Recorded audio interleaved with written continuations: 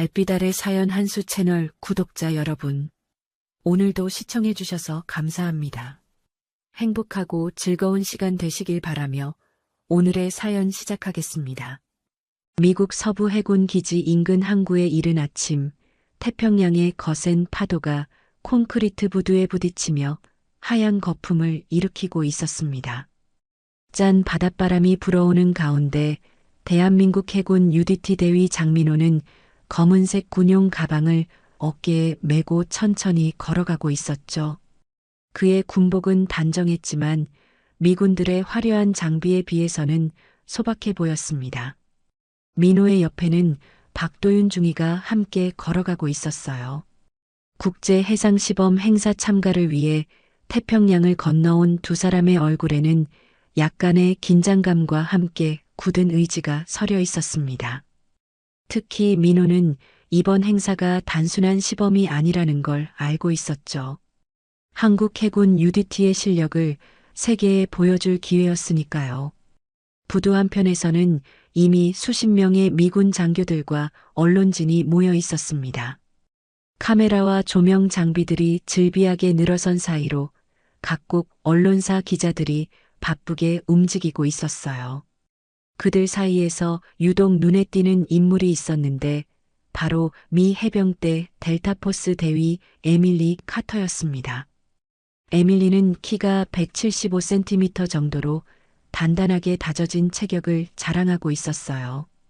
금발 머리를 단정하게 뒤로 넘긴 그녀의 파란 눈에는 자신감이 가득했습니다. 그녀는 동료 장교들과 담소를 나누며 웃고 있었는데 그 웃음소리가 부두 전체에 울려 퍼지고 있었죠. 오늘 시범에서 아시아 팀들이 얼마나 버틸지 궁금하네요. 에밀리의 목소리에는 여유가 묻어 있었습니다. 주변 동료들이 고개를 끄덕이며 동조했어요. 특히 수영 부문에서는 우리가 압도적이죠. 그때 에밀리의 시선이 민호와 도윤을 향했습니다. 두 사람의 모습을 본 순간 그녀의 입견리가 조롱스럽게 올라갔어요.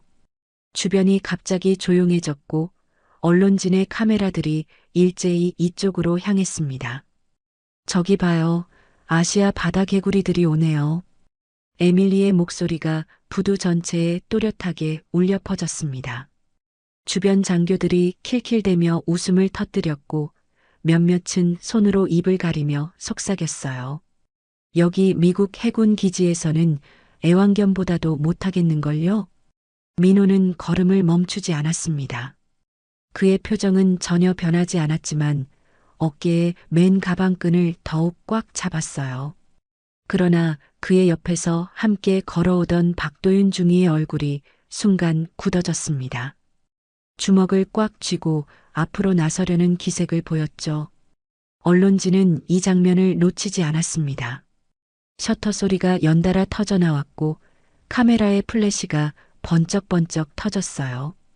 몇몇 기자들은 마이크를 들고 가까이 다가와 상황을 생중계하기 시작했습니다. 내가 나를 이긴다고요? 정말 웃기는 소리네요. 에밀리는 한 걸음 더 다가서며 도발적인 미소를 지었습니다. 그녀의 목소리에는 확신에 찬 조롱이 가득했어요. 동료 장교들은 더욱 크게 웃으며 손뼉을 쳤습니다. 아시아인들이 수영을 한다는 게 원래 우스운 일이잖아요. 민호는 여전히 침묵을 지키고 있었습니다. 다만 그의 눈빛이 점점 더 차갑게 가라앉고 있었죠. 도윤은 참을 수 없다는 표정으로 입술을 깨물고 있었어요. 그렇다면 내가 재미있는 제안을 해볼까요? 에밀리는 더욱 큰 목소리로 말했습니다. 주변이 순간 조용해졌고 모든 이의 시선이 그녀에게 집중되었어요. 언론진의 카메라들이 더욱 바쁘게 돌아갔습니다. 잠깐의 정적이 흘렀습니다. 파도 소리와 갈매기 울음소리만이 부두를 채웠죠. 에밀리는 더욱 도발적인 표정을 지으며 말을 이었습니다. 내가 수영해서 나를 잡으면 임신해 줄게요. 순간 항구 전체가 폭소로 가득 찼습니다. 장교들은 배를 잡고 웃었고 몇몇은 눈물까지 흘리며 박장대소했어요. 언론진은 더욱 바쁘게 셔터를 눌러댔고 생중계 카메라들이 이 장면을 실시간으로 송출하고 있었습니다. 이 자식들이. 박도윤이 마침내 참지 못하고 앞으로 성큼 나섰습니다. 그러나 민호가 조용히 손을 들어 제지했어요. 민호는 천천히 고개를 들어 에밀리를 바라보았습니다. 그의 눈빛은 태평양의 깊은 바다처럼 고요했지만 그 안에는 폭풍이 몰아치고 있었어요. 민호는 낮고 침착한 목소리로 그러나 또렷하게 말했습니다. 그 말 반드시 책임지시오. 웃음소리가 갑자기 잦아들었습니다. 분위기는 순간 얼어붙었고 오직 파도 소리만이 부두를 채웠죠. 에밀리의 얼굴에서 미소가 사라졌고 주변 장교들도 당황한 기색을 보였습니다. 그때 리처드 해리스 중령이 앞으로 나서며 큰 소리로 손뼉을 쳤습니다. 훌륭합니다. 그럼 수영 대결로 시범을 겸해보죠. 내일 당장 경기를 열겠소. 언론진이 다시 들썩였고 플래시 세례가 더욱 격렬하게 이어졌습니다. 에밀리는 잠시 당황했지만 곧 자신감 넘치는 표정을 되찾았어요. 그러나 민호의 고요한 시선을 받자 왠지 모를 불안감이 가슴을 스쳐갔습니다. 항구의 짠바람이 두 사람 사이의 긴장감을 더욱 무겁게 만들고 있었습니다. 다음 날 새벽 해군 기지 내 실내 수영 경기장은 이른 시간임에도 불구하고 북적거리고 있었습니다. 올림픽 규격의 50m 풀장 주변으로 관중석이 빼곡히 들어차 있었죠. 미군 장교들과 각국 언론진, 그리고 호기심 어린 눈빛의 민간인들까지 모여들었습니다. 장민호는 경기장 한쪽 라커룸에서 조용히 준비를 하고 있었어요. 그의 수영복은 한국 해군에서 지급받은 검은색 구형 모델이었습니다. 최신 기술이 적용된 것도 아니고 물의 저항을 줄여주는 특수 소재도 아니었죠. 그저 실용적이고 내구성이 좋을 뿐이었습니다. 형님, 괜찮으시겠어요? 박도윤이 걱정스러운 표정으로 물었습니다. 상대방은 미국 최고의 수영시설에서 훈련받은 델타포스 출신이에요.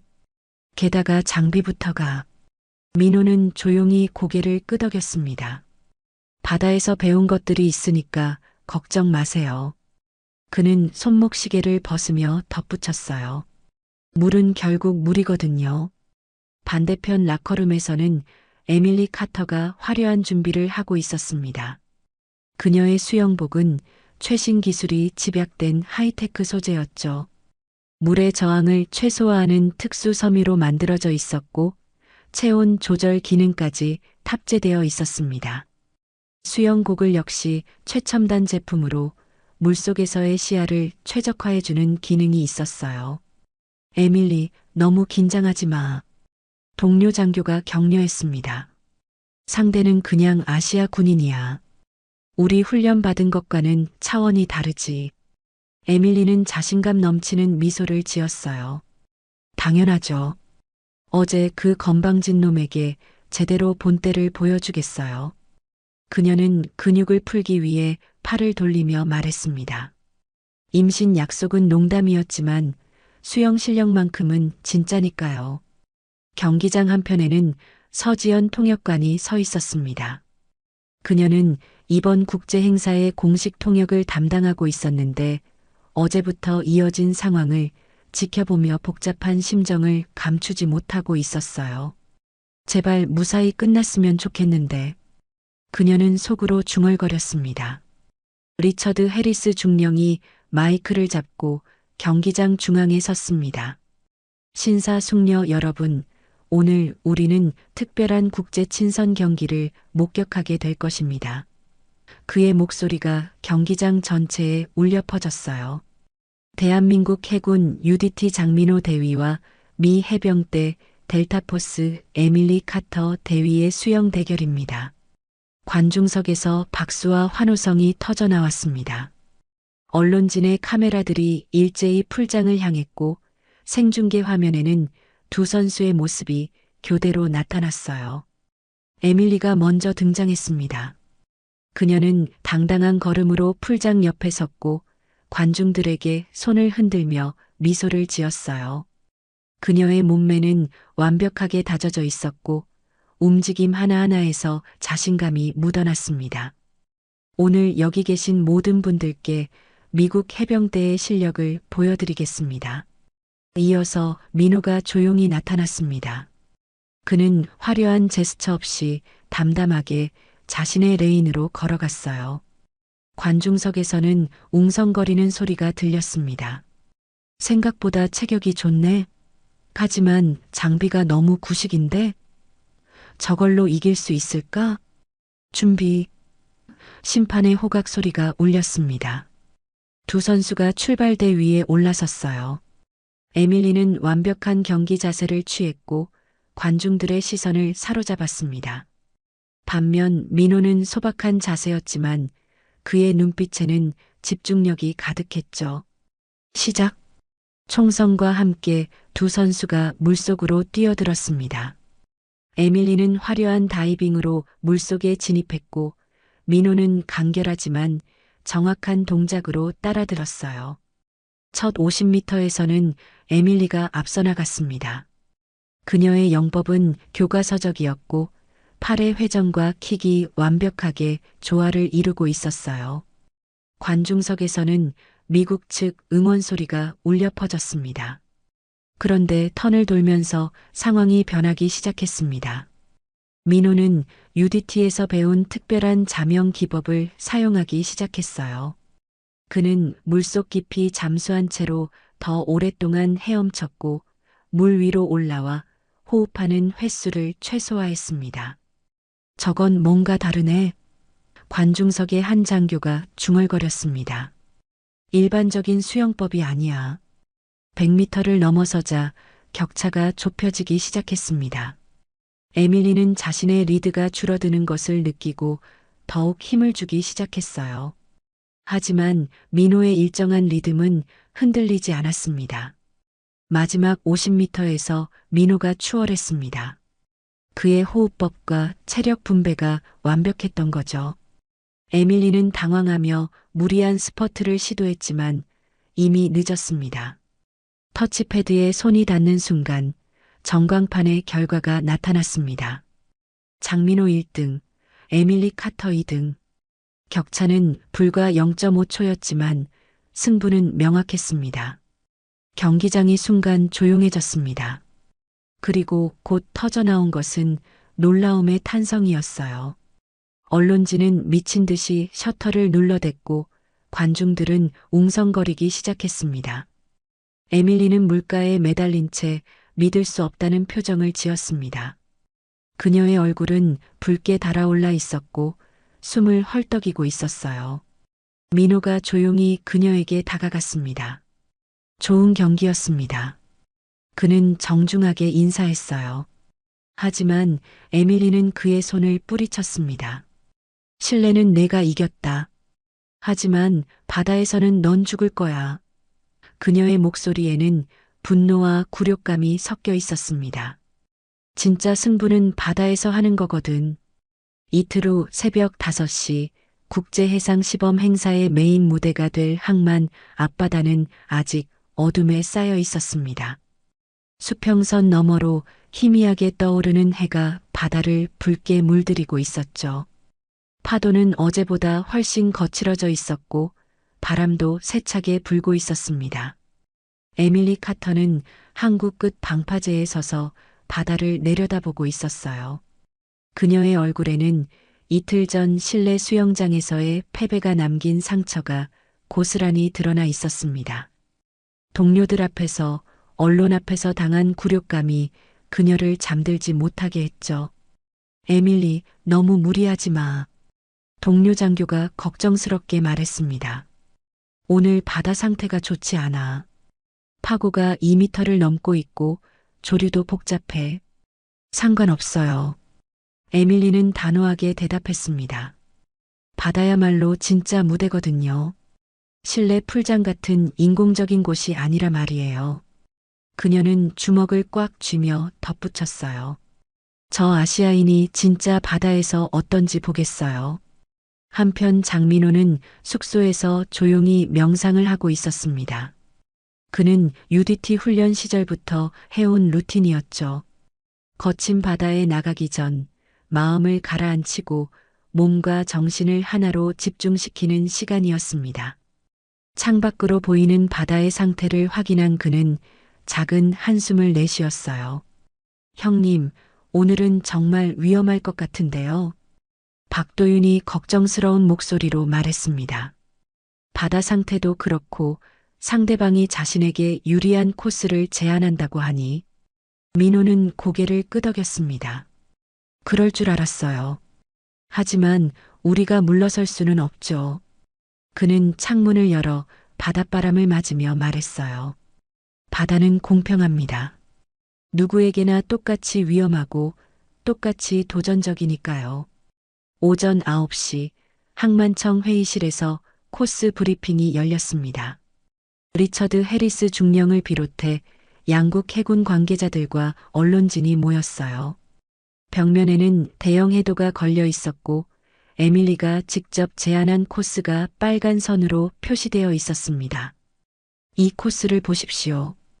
에밀리는 자신감 넘치는 목소리로 설명을 시작했어요. 총 거리는 3km입니다. 출발점에서 첫 번째 부표까지는 약 800m의 직선 구간이고요. 그녀는 레이저 포인터로 지도를 가리키며 계속했습니다. 그 다음이 핵심입니다. 암초지대를 돌아야 하는 구간이에요. 이곳은 수심이 갑자기 얕아지면서 파도가 복잡하게 부딪히는 곳입니다. 회의실에 있던 사람들이 웅성거리기 시작했어요. 몇몇 해군 관계자들은 고개를 저으며 위험하다는 표정을 지었습니다. 두 번째 구간은 심해성 역조가 몰아치는 외해입니다. 에밀리의 설명이 계속되었어요. 이곳에서는 조류가 시속 6km로 흐르고 있어서 수영 실력뿐만 아니라 해류를 읽는 능력이 필요합니다. 그리고 마지막 구간. 그녀는 잠시 멈춘 후 말했습니다. 해무가 자주 발생하는 지역입니다. 시야가 10m 이하로 떨어질 수 있어요. 리처드 해리스 중령이 심각한 표정으로 입을 열었습니다. 카터 대위, 이 코스는 너무 위험해 보이는데요. 특히 암초지대와 해무 구간은. 중령님, 에밀리가 끼어들었어요. 이것이야말로 진정한 해상 작전 능력을 테스트하는 코스입니다. 실제 작전에서는 이보다 더 위험한 상황도 얼마든지 있으니까요. 민호가 조용히 손을 들었습니다. 코스에 대해 몇 가지 질문이 있습니다. 말씀하세요. 해리스 중령이 대답했어요. 암초지대의 정확한 수심과 조류 방향, 그리고 해무 발생 패턴에 대한 정보를 알 수 있을까요? 민호의 질문은 구체적이고 전문적이었습니다. 에밀리는 잠시 당황한 기색을 보였어요. 그건 현장에서 직접 판단해야 하는 부분이죠. 그것도 실력의 일부니까요. 그렇다면 안전 요원 배치는 어떻게 하실 건가요? 민호가 다시 물었습니다. 물론 안전정이 대기하고 있을 겁니다. 해리스 중령이 답했어요. 하지만 해무가 끼면 시야 확보가 어려워질 수 있습니다. 서지연 통역관이 걱정스러운 표정으로 민호를 바라봤어요. 그녀는 이 코스가 얼마나 위험한지 알고 있었습니다. 특히 한국인인 민호에게는 현지 바다 상황이 익숙하지 않을 텐데. 그럼 결정하죠. 민호가 일어서며 말했습니다. 제안하신 코스로 하겠습니다. 에밀리의 눈이 번쩍 빛났어요. 정말로요? 후회하지 않겠어요? 바다에서는 후회할 시간이 없습니다. 민호가 담담하게 대답했습니다. 다만 한 가지 조건이 있어요. 조건이요? 만약 위험한 상황이 발생하면 경기 결과와 상관없이 서로를 도와야 한다는 것입니다. 민호의 목소리는 진지했어요. 바다는 승부보다 생명이 우선이니까요. 에밀리는 잠시 침묵했습니다. 그녀는 민호의 진지한 눈빛을 바라보며 생각에 잠겼어요. 그리고 마침내 고개를 끄덕였습니다. 좋습니다. 하지만 그런 일은 없을 거예요. 회의가 끝나고 모든 사람들이 나간 후 박도윤이 민호에게 다가왔습니다. 형님, 정말 괜찮으시겠어요? 저 여자가 자신에게 유리하게 코스를 짠 것 같은데요. 민호는 창문 너머 바다를 바라보며 말했습니다. 도윤아, 바다는 누구 편도 들지 않아요. 그저 준비된 자와 그렇지 않은 자를 구분할 뿐이죠. 그때 서지연이 조심스럽게 다가왔어요. 장대위님, 혹시 현지 바다 상황에 대해 더 자세한 정보가 필요하시면 고맙습니다. 민호가 미소를 지으며 답했어요. 하지만 바다는 직접 느껴야 아는 거니까요. 저녁 무렵 두 선수는 각자의 방식으로 내일을 준비하고 있었습니다. 에밀리는 동료들과 함께 치밀한 전략을 세우고 있었고, 민호는 홀로 바닷가를 걸으며 파도 소리에 귀를 기울이고 있었어요. 내일의 대결을 앞두고 두 사람의 마음가짐은 완전히 달랐습니다.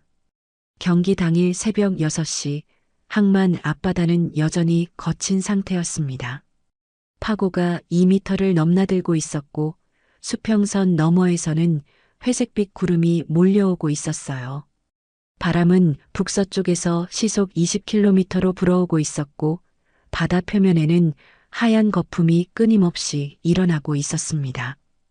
출발점으로 정해진 한국 끝 부두에는 이미 수많은 관중들과 언론진이 몰려들었어요. 대형 스크린이 설치되어 있었고 헬리콥터 촬영팀까지 대기하고 있었습니다. 이번 경기는 실시간으로 전 세계에 중계될 예정이었죠. 오늘 바다 컨디션이 상당히 좋지 않습니다. 해상 안전 담당관이 마이크를 잡고 브리핑을 시작했어요.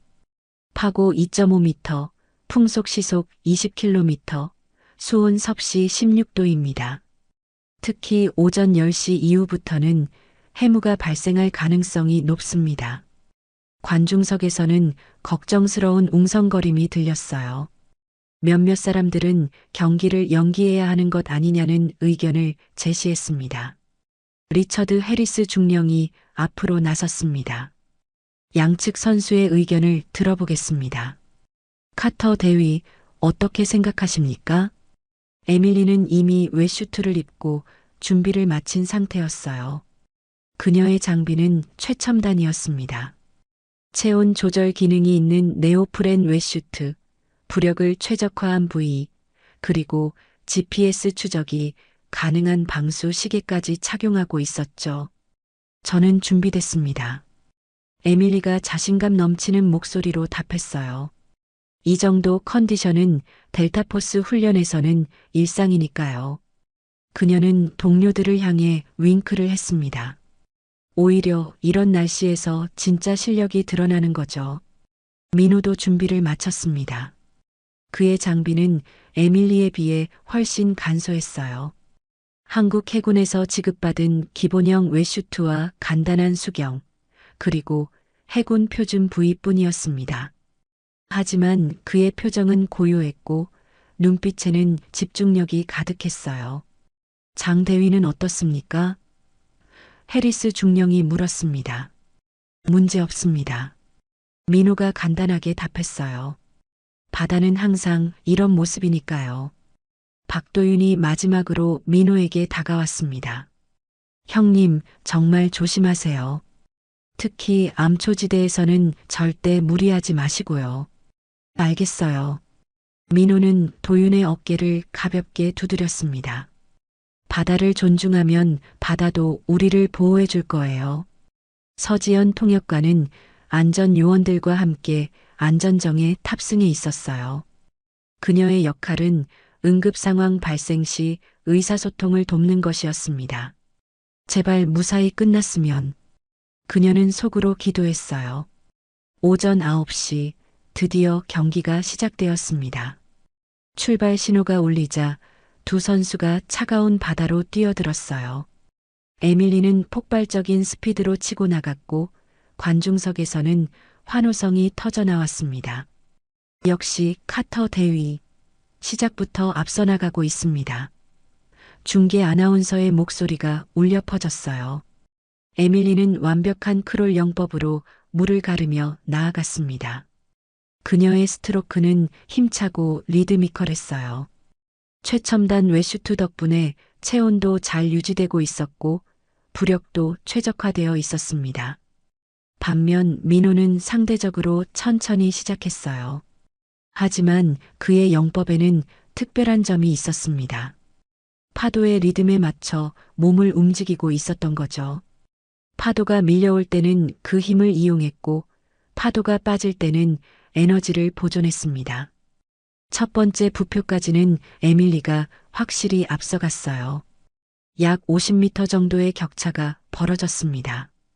헬리콥터에서 촬영한 영상을 보면 에밀리의 우세가 명확했죠. 예상대로 미국 선수가 리드하고 있습니다.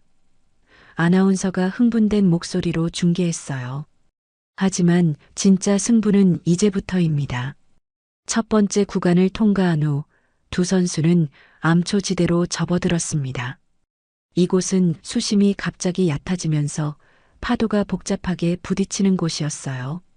바다 밑에는 날카로운 산호초와 바위들이 숨어 있었습니다. 에밀리는 여전히 강력한 스트로크로 돌진했습니다. 하지만 암초지대의 복잡한 해류를 제대로 읽지 못했어요.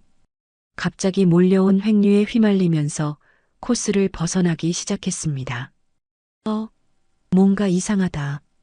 그녀는 당황하며 방향을 바꾸려 했지만 이미 늦었어요.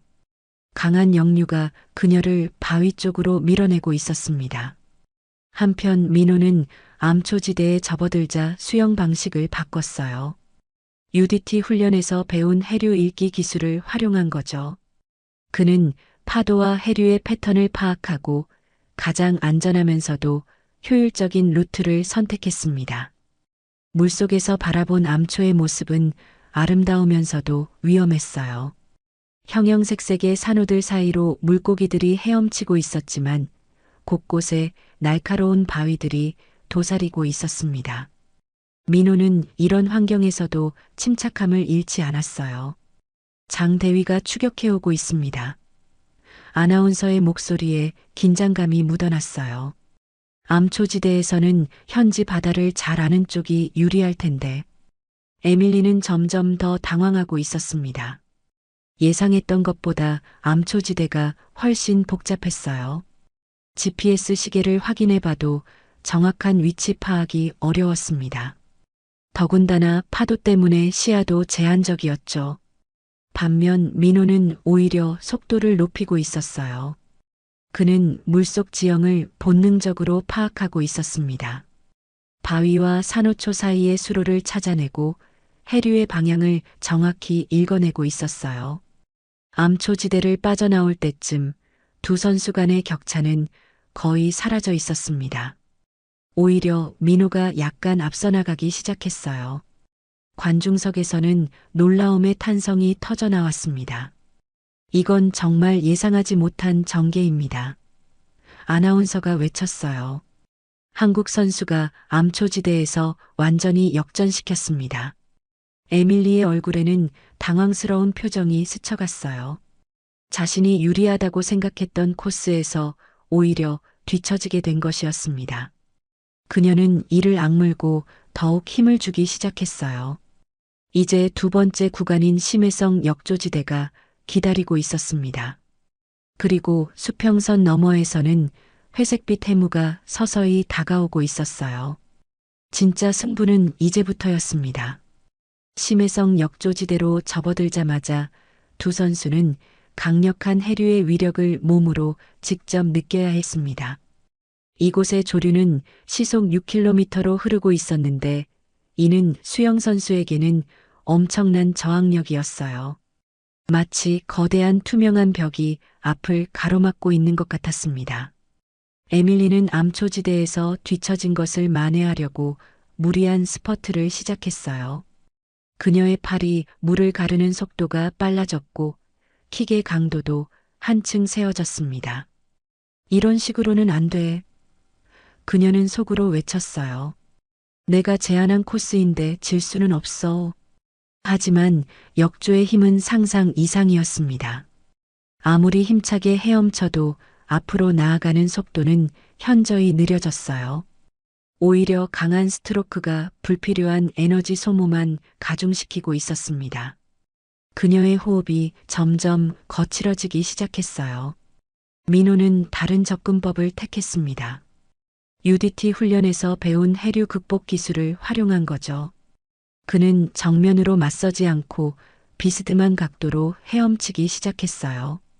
마치 요트가 바람을 이용하는 것처럼 해류의 힘을 부분적으로 활용하면서 목표 지점으로 나아갔습니다. 저게 뭐지? 안전정에서 지켜보던 서지연이 의아해했어요. 장대위가 코스를 벗어나는 것 같은데. 하지만 곧 그녀는 민호의 전략을 이해할 수 있었습니다. 민호는 지그재그로 헤엄치면서도 전체적으로는 목표 지점을 향해 나아가고 있었어요. 거리는 조금 늘어났지만 에너지 소모는 훨씬 적었습니다. 헬리콥터에서 촬영한 항공 영상을 보면 두 선수의 차이가 극명했어요. 에밀리는 직선으로 돌진하지만 속도가 느렸고 민호는 곡선을 그리며 효율적으로 나아가고 있었습니다. 이것은 정말 흥미로운 전개입니다. 중계 아나운서가 흥분된 목소리로 말했어요. 한국 선수가 완전히 다른 전략을 구사하고 있습니다. 시간이 지날수록 에밀리의 상태는 악화되고 있었어요. 무리한 힘 사용으로 인해 근육에 피로가 누적되고 있었습니다. 특히 어깨와 팔 근육이 경직되기 시작했어요. 그녀는 잠시 멈춰서 호흡을 고르려 했지만 강한 역조 때문에 오히려 뒤로 밀려나고 있었습니다. 카터 대위가 어려움을 겪고 있는 것 같습니다. 안전요원이 무전기에 대고 보고했어요. 호흡이 많이 거칠어졌고 스트로크도 불규칙해지고 있습니다. 반면 민호는 여전히 일정한 리듬을 유지하고 있었어요. 그의 호흡법은 UDT의 특별한 기술이었습니다. 물속에서 더 오랜 시간 머물면서 호흡 횟수를 최소화하는 방법이었죠. 이를 통해 역조의 영향을 덜 받을 수 있었습니다. 두 번째 구간의 중간 지점을 지날 때쯤 민호가 에밀리를 완전히 추월했습니다. 격차는 점점 벌어지고 있었어요. 관중석에서는 놀라움과 탄성이 끊이지 않았습니다. 믿을 수 없습니다. 한국 선수가 확실히 앞서 나가고 있습니다. 아나운서의 목소리에도 놀라움이 묻어났어요. 그런데 그때 수평선에서 밀려오던 해무가 본격적으로 바다를 덮기 시작했습니다. 회색빛 안개가 물결처럼 퍼져나오면서 시야를 급속도로 차단했어요. 불과 몇 분 만에 가시거리가 10m 이하로 떨어졌습니다. 해무 발생, 해무 발생. 안전요원들이 긴급 무전을 날렸어요. 시야 확보가 어렵습니다. 갑자기 찾아온 해무 속에서 두 선수는 서로의 위치를 파악하기 어려워졌어요. 헬리콥터 촬영도 중단될 수밖에 없었고 안전정들도 조심스럽게 이동해야 했습니다. 민호는 해무가 끼자 더욱 조심스럽게 헤엄쳤습니다. 그는 나침반과 별자리 위치를 기억해 방향을 잡았어요. UDT 훈련에서 배운 야간 및 저시야항의 기술이 빛을 발하는 순간이었습니다. 하지만 에밀리에게는 해무가 치명적이었어요. 이미 피로가 누적된 상태에서 방향 감각까지 잃게 된 것이었습니다. 그녀는 GPS 시계를 확인하려 했지만 젖은 손으로는 조작이 쉽지 않았어요. 어디로 가야 하지? 에밀리는 당황하며 주위를 둘러봤지만 온통 회색빛 안개뿐이었습니다. 파도 소리와 자신의 거친 숨소리만이 귓가에 들렸어요. 더 큰 문제는 에밀리의 체력이 한계에 달하고 있다는 것이었습니다. 무리한 스퍼트와 역조와의 정면 대결, 그리고 급작스런 해무까지 모든 것이 그녀에게 불리하게 작용하고 있었어요. 그때 에밀리의 오른쪽 다리에 갑작스런 경련이 일어났습니다. 아! 비명과 함께 그녀의 몸이 물속으로 가라앉기 시작했어요. 쥐가 난 다리는 완전히 마비되었고 팔만으로는 부력을 유지하기 어려웠습니다. 도와줘. 에밀리가 필사적으로 소리쳤지만 해무 때문에 안전정들도 그녀의 정확한 위치를 파악하기 어려웠어요. 물이 입안으로 들어오기 시작했고 공포가 그녀를 엄습했습니다. 바로 그때 해무 속에서 누군가의 그림자가 나타났어요. 민호였습니다. 그는 에밀리의 비명 소리를 듣고 방향을 틀어 돌아온 것이었어요. 경기 중이라는 것도 지금까지의 리드도 모두 잊고 말이죠. 진정하시오. 민호가 에밀리에게 다가가며 외쳤어요. 제가 도와드리겠습니다. 에밀리는 민호의 모습을 보자 놀라움과 안도감이 동시에 밀려왔어요. 자신을 그토록 무시했던 상대가 경기를 포기하고 자신을 구하러 온 것이었습니다. 민호는 신속하게 에밀리에게 다가가서 측면 구조 자세를 취했어요. 한 팔로는 그녀의 턱을 받쳐 호흡을 확보하고 다른 팔로는 그녀의 몸을 안정적으로 지탱했습니다. 숨을 고르시오. 살아야 이기는 겁니다. 민호의 목소리는 차분하고 확신에 차 있었어요. 해무와 파도 속에서 두 사람은 서로에게 의지하며 안전정이 올 때까지 버텨야 했습니다. 경기는 더 이상 중요하지 않았어요. 생존이 우선이었습니다. 해무 속에서 민호가 에밀리를 구조한 지 약 10분 후 드디어 안전정의 엔진 소리가 들려왔습니다. 짙은 회색 안개를 뚫고 나타난 것은 서지연이 탑승한 구조정이었어요. 그들은 GPS와 음성 신호를 따라 두 선수의 위치를 찾아낸 것이었습니다. 여기요. 여기 있어요. 민호가 한 팔로 에밀리를 지탱한 채 다른 팔을 흔들며 소리쳤어요. 그의 목소리는 해무와 파도 소리에 묻혀 작게 들렸지만 구조대원들은 신속하게 그들을 발견할 수 있었습니다. 에밀리는 구조정에 올라간 후에도 한동안 말을 잇지 못했어요. 그녀의 얼굴은 창백했고 온몸이 떨리고 있었습니다. 다리 경련은 여전히 가시지 않았고 차가운 바닷물에 장시간 노출되어 체온도 많이 떨어진 상태였죠. 담요를 더 가져오세요. 서지연이 급하게 지시했어요. 그녀는 에밀리를 따뜻한 담요로 감싸주며 안정을 취하도록 도왔습니다. 괜찮으세요? 숨은 편하게 쉬어지나요? 민호도 구조정에 올라왔지만 그는 에밀리의 상태를 더 걱정하고 있었어요. 다리 경련이 심한 것 같은데 마사지를 해드릴까요? 그의 목소리에는 진심 어린 걱정이 묻어 있었습니다. 아니에요. 괜찮아요. 에밀리가 떨리는 목소리로 대답했어요. 하지만 그녀의 눈빛에는 복잡한 감정이 스쳐가고 있었습니다. 자신이 그토록 무시했던 상대가 경기를 포기하고 자신을 구해준 것에 대한 충격과 감사함이 뒤섞여 있었어요. 항구로 돌아가는 동안 구조정 안은 조용했습니다. 엔진 소리와 파도 소리만이 정적을 깨뜨렸어요. 에밀리는 담요에 몸을 웅크린 채 창밖을 바라보고 있었고 민호는 그녀의 상태를 계속 살피고 있었습니다. 항구에 도착하자 이미 의료진과 언론진이 대기하고 있었어요. 구급차의 빨간 불빛이 부두를 비추고 있었고 수많은 카메라가 그들을 향해 있었습니다. 하지만 분위기는 이전과 완전히 달랐어요. 조롱과 도발 대신 긴장과 걱정이 가득했습니다. 카터 대위, 상태가 어떠십니까? 기자들이 마이크를 들이밀며 질문을 쏟아냈어요. 하지만 에밀리는 고개를 숙인 채 대답하지 않았습니다. 의료진이 에밀리를 들것에 옮겨 응급처치를 시작했어요. 다행히 생명에는 지장이 없었지만 심한 탈진과 근육 경련으로 인해 충분한 휴식이 필요한 상태였습니다. 한편 관중석과 언론진 사이에서는 뜨거운 논쟁이 벌어지고 있었어요. 경기 규정상 어떻게 처리해야 하는 거야? 승부는 무효 아닌가?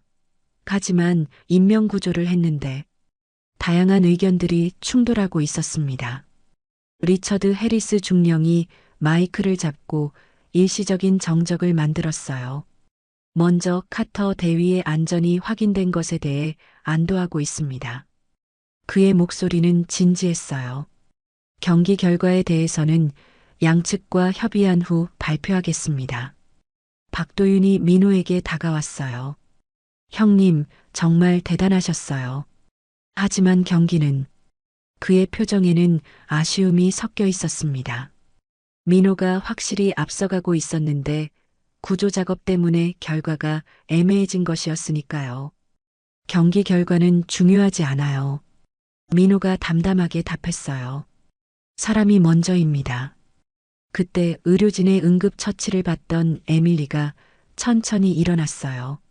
그녀는 아직 다리에 힘이 제대로 들어가지 않았지만 민호에게 걸어가려고 애쓰고 있었습니다. 카터 대위, 아직 무리하시면 안 됩니다. 의료진이 만류했지만 에밀리는 고개를 저었어요. 에밀리는 민호 앞에 서서 한동안 말을 잇지 못했어요. 그녀의 눈가에는 눈물이 고여 있었습니다. 주변이 조용해졌고 모든 사람들의 시선이 그들에게 집중되었어요. 저는 에밀리가 떨리는 목소리로 시작했어요. 오늘 진짜 군인이 누구인지 알았습니다. 그녀는 고개를 푹 숙이며 계속했습니다. 제가 졌습니다. 관중석에서 웅성거림이 일었어요. 누구도 이런 상황을 예상하지 못했던 것이었습니다. 언론진의 카메라들이 더욱 바쁘게 돌아갔어요. 당신은 경기를 포기하고 저를 구해주셨어요. 에밀리의 목소리에는 진심이 담겨 있었습니다. 저는 당신을 무시했고 모욕했는데 당신은 제 생명을 구해주셨습니다. 민호는 조용히 고개를 저었어요. 당연한 일을 했을 뿐입니다. 바다에서는 국적이 없어요. 그저 사람일 뿐이죠. 에밀리는 더 이상 참을 수 없다는 듯 눈물을 흘리기 시작했어요. 제가 얼마나 어리석었는지, 진짜 용기가 뭔지 오늘 배웠습니다. 그때 리처드 해리스 중령이 앞으로 나섰어요. 그는 잠시 생각에 잠긴 후 단호한 목소리로 선언했습니다. 오늘의 승자는 규정이나 기록보다 더 큰 가치를 지킨 사람입니다. 중령의 목소리가 부두 전체에 울려 퍼졌어요. 장민호 대위, 당신이 진정한 승리자입니다. 관중석에서 박수가 터져 나오기 시작했어요. 처음에는 몇몇 사람들이었지만 곧 전체로 퍼져나갔습니다. 미군 장교들도 하나둘씩 일어나 박수를 쳤고 언론진까지 가세했어요. 서지연은 눈시울을 붉히며 옆 사람에게 속삭였어요. 역사가 바뀌는 순간을 보고 있는 것 같네요. 그녀의 목소리에는 감동이 묻어 있었습니다. 에밀리는 민호에게 악수를 청했어요. 하지만 이번에는 도전이나 경쟁의 의미가 아니었습니다. 진심 어린 존경과 감사의 표현이었죠. 감사합니다. 에밀리가 민호의 손을 꽉 잡으며 말했어요. 당신에게서 진정한 군인의 모습을 배웠습니다. 민호는 따뜻한 미소를 지으며 답했어요. 우리 모두 같은 바다를 나누고 있으니까요. 해가 지기 시작하는 항구에서 두 나라의 군인들이 서로를 이해하고 존중하는 역사적인 순간이 만들어지고 있었습니다. 이것은 단순한 경기의 끝이 아니라 새로운 우정의 시작이었어요. 경기가 끝난 지 사흘 후 해군 기지 내 의무실은 이른 아침 햇살로 따뜻하게 물들어 있었습니다. 에밀리 카터는 흰색 병원복을 입고 침대에 앉아 창밖을 바라보고 있었어요. 다리 경련은 완전히 회복되었지만 의료진의 권고로 하루 더 경과 관찰을 받고 있었습니다. 그녀의 침상 옆 탁자에는 각국 언론에서 보내온 신문들이 쌓여 있었어요. 헤드라인들은 모두 비슷했습니다. 바다에서 만난 진정한 용기, 국경을 넘나든 인명구조, 적에서 동지로, 감동의 드라마 같은 문구들이 눈에 띄었죠. 하지만 에밀리는 신문을 읽을 수가 없었어요. 지난 며칠간 자신이 했던 행동들이 계속 머릿속을 맴돌고 있었습니다. 민호를 향한 조롱과 무시, 그리고 그 무시했던 상대가 자신의 생명을 구해준 일, 모든 것이 부끄럽고 죄스러웠어요. 카터 대위, 문을 두드리는 소리와 함께 서지연의 목소리가 들렸습니다. 들어가도 될까요? 물론이에요. 에밀리가 답했어요. 서지연이 들어오자 뒤따라 장민호도 함께 나타났습니다. 민호는 손에 작은 꽃다발을 들고 있었어요. 몸은 좀 어떠세요? 민호가 정중하게 인사하며 물었어요. 그의 표정에는 진심 어린 걱정이 담겨 있었습니다. 많이 좋아졌어요. 에밀리가 대답했지만 그녀의 목소리에는 여전히 어색함이 묻어 있었어요. 그런데 왜 오셨어요? 저는 당신을. 그런 말씀은 하지 마시오. 민호가 조용히 말을 끊었어요. 우리는 모두 실수를 하니까요. 중요한 건 그 실수에서 무엇을 배우느냐죠. 에밀리는 민호의 관대함에 더욱 부끄러워졌어요. 그녀는 침대 옆 서랍에서 정성스럽게 작성한 편지 한 통을 꺼냈습니다. 편지 봉투에는 한글로 장민호 대위님께라고 서툴게 쓰여 있었어요. 이거 제가 직접 썼어요. 에밀리가 떨리는 손으로 편지를 내밀었습니다. 한글이 서툴러서 서지연 씨가 도와주셨지만 내용은 모두 제 마음이에요. 민호는 편지를 조심스럽게 받아들었어요. 봉투를 열자 정성스럽게 쓰인 한글 편지가 나왔습니다.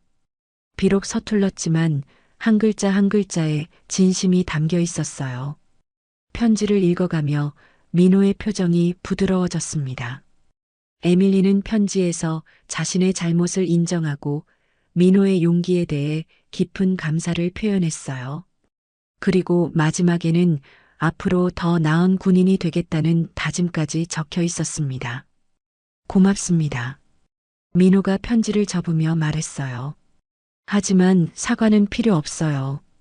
오히려 저도 많이 배웠으니까요. 뭘 배우셨다는 거예요? 에밀리가 의아해하며 물었어요. 용기에는 여러 종류가 있다는 걸요. 민호가 창밖을 바라보며 말했어요.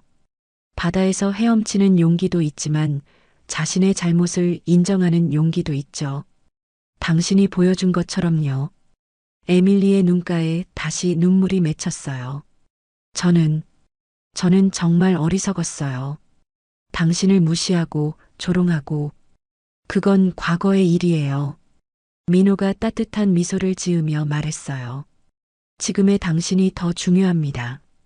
그때 병실 문이 다시 열리며 리처드 해리스 중령이 들어왔어요. 그의 뒤로는 몇 명의 고위 장교들과 한국 해군 관계자들이 따라왔습니다. 실례합니다. 해리스 중령이 정중하게 인사했어요. 중요한 발표를 하려고 왔습니다. 모든 사람들의 시선이 중령에게 집중되었어요.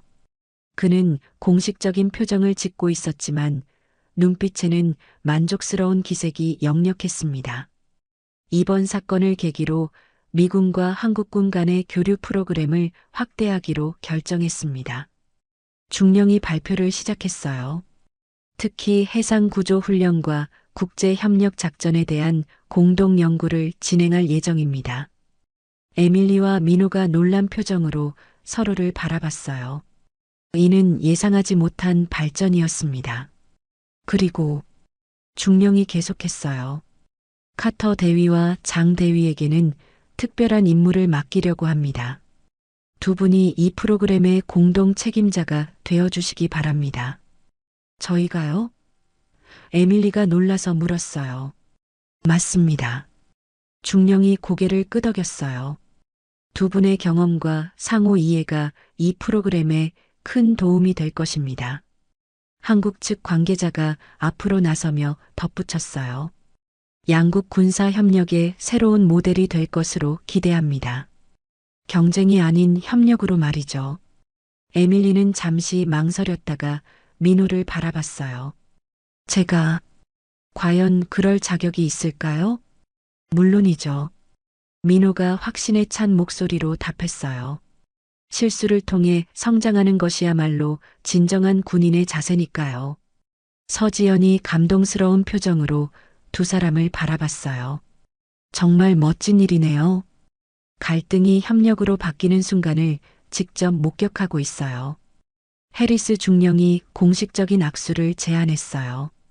그럼 두 분 새로운 파트너십의 시작을 축하드립니다.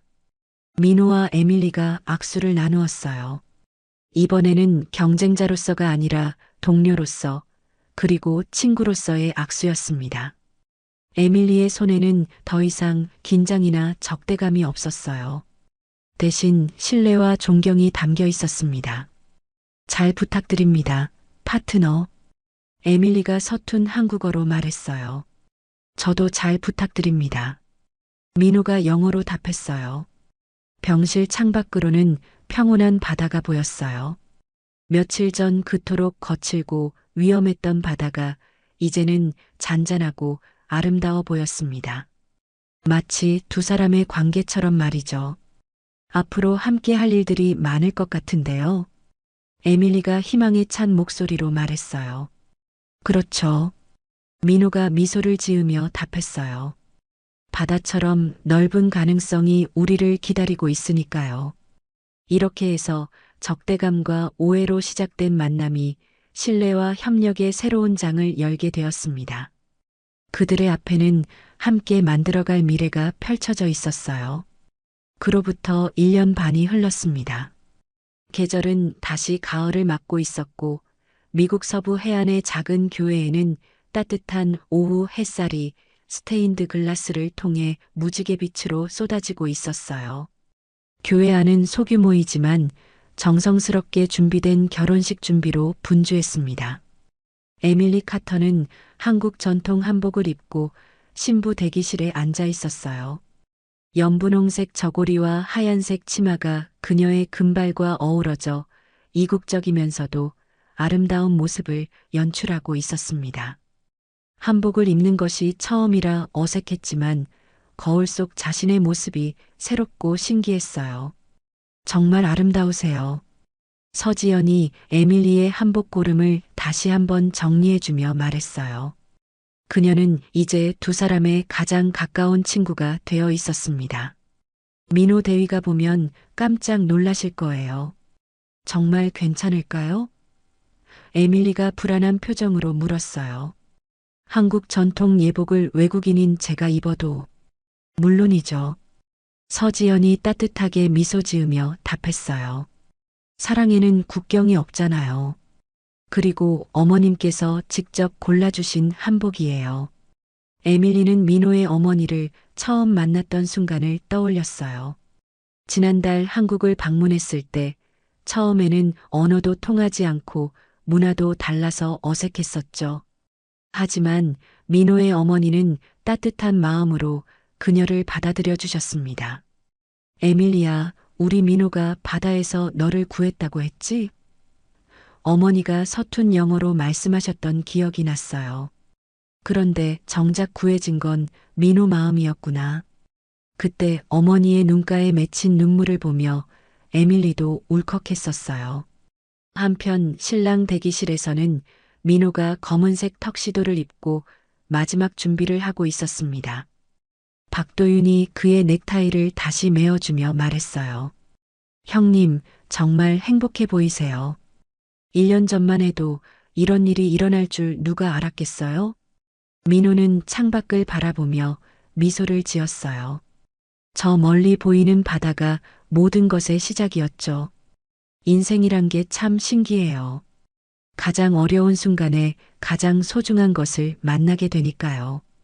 그런데 에밀리 씨가 한국어를 정말 많이 늘었더라고요. 도윤이 감탄하며 말했어요. 어제 어머님과 한국말로 대화하시는 걸 봤는데 거의 유창하던데요. 1년 반 동안 정말 열심히 공부했거든요. 민호가 자랑스러운 표정으로 답했어요. 한국 문화도 배우고 요리도 배우고 저보다 김치를 더 맛있게 담그더라고요. 그들의 관계는 처음에는 업무적인 파트너십으로 시작되었어요. 한미 해상 구조 훈련 프로그램을 함께 이끌면서 자연스럽게 가까워졌죠. 에밀리는 민호의 신중하고 배려 깊은 성격에 끌렸고, 민호는 에밀리의 솔직하고 용기 있는 모습에 마음을 열었습니다. 결정적인 순간은 반년 전 공동 훈련 중에 일어났어요. 거친 바다에서 훈련하던 중 에밀리가 다시 위험에 처했을 때 민호가 주저없이 뛰어들어 구해준 것이었습니다. 그때 에밀리는 깨달았어요. 이 사람이 단순히 동료가 아니라 자신이 평생 함께하고 싶은 사람이라는 것을. 형님, 시간 됐어요. 도윤이 시계를 보며 말했어요. 민호는 깊게 숨을 들이쉬고 마음을 다잡았어요. 오늘은 그의 인생에서 가장 중요한 날이었습니다. 교회 안으로 들어서자 양쪽 가족과 친구들이 따뜻하게 맞아주었어요. 왼쪽에는 에밀리의 가족과 미군 동료들이, 오른쪽에는 민호의 가족과 한국 해군 관계자들이 앉아 있었습니다. 리처드 해리스 중령도 최전방에 앉아 환한 미소를 짓고 있었어요. 오르간 연주가 시작되고 에밀리가 아버지와 함께 천천히 입장했습니다. 한복을 입은 그녀의 모습을 본 순간 교회 안에서는 감탄의 탄성이 새어나왔어요. 민호는 그 순간을 평생 잊지 못할 것 같았습니다. 에밀리가 민호 앞에 서자 둘 다 잠시 말을 잇지 못했어요. 지난 1년 반의 시간이 주마등처럼 스쳐갔습니다. 처음 만났던 그 거친 항구에서부터 오늘 이 아름다운 교회까지. 목사님이 미소를 지으며 말했어요. 사랑하는 여러분, 오늘 우리는 특별한 사랑의 결실을 축복하기 위해 모였습니다. 바다에서 시작된 이들의 사랑은 이제 평생의 약속으로 이어집니다. 서약 시간이 되자 에밀리가 먼저 입을 열었어요.